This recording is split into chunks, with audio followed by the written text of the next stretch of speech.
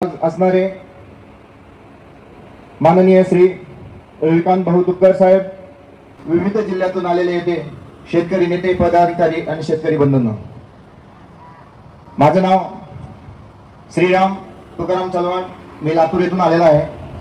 तसेच माझे सहकारी रविभाऊ होंगवाड हे मुंबईवरून आलेले आहेत। महाराष्ट्राचं कुलदैवत असलेले शिवछत्रपती शिवाजी महाराज व आई जिजाऊ यांना वंदन करून मी माझ्या वक्तव्याला सुरुवात करतो।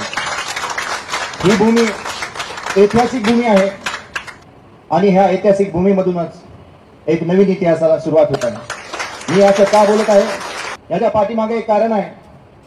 गेले कित्येक वर्ष झाला असा प्रश्न निर्माण होत होता, शेतकऱ्याचा वारी, शेतकऱ्याचा कैवारी असा कोण आहे का नाही, शेतकऱ्याचा आवाज ऐकणारा, शेतकऱ्याला मदत करणारा असा कोण आहे का नाही।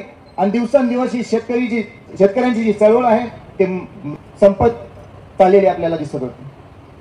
साहेब, जी पोकळी जी तयार झाली चळवळीची, ते पोकळी आज तुमच्या रूपाने ही सर्व भरून निघत आहे।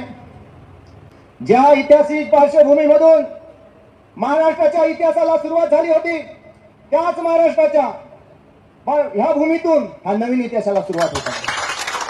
15 ऑगस्ट 1947 अगोदरचा काळ आठवतो मला, जो की इंग्रजाचा काळ होता। त्या ठिकाणी जो हिंदू असेल, मुस्लिम असेल, बौद्ध असेल, अनेक 18 पगड जातीमधला कोणताही जातीचा कोणताही पदाधिकारी असेल, नेता असेल, त्याच्याकडून फक्त एकच आवाज होता, तो म्हणजे भारत माता की जय। स्वातंत्र्याच्या काळाच्या अगोदरचे लढले ते मातीसाठी, आणि हे राजकीय नेते आज आपल्याला धर्म आणि जातीसाठी लढवत आहेत। 5 वर्ष झालं निवडणुका आल्या तेव्हा शेतकरी आठवतो, 5 वर्ष झालं निवडणुका आल्या तेव्हा शेतकऱ्यांची फाशी आठवते, शेतकऱ्यांच्या ज्या मालाला भाव आहे तो आठवतो। म्हणजे निवडणुका तोंडावर आल्या की तेवढं फक्त आपण आठवतो।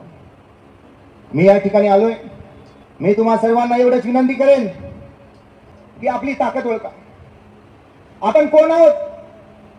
आपला देश हा कृषी प्रधान देश आहे, आपण शेतकरी आहोत। शेतकऱ्यांमध्ये एवढी ताकद आहे, जर आपण एकत्रित होऊन जर लढा दिला, जग झुकवण्याची ताकद आपल्यामध्ये आहे।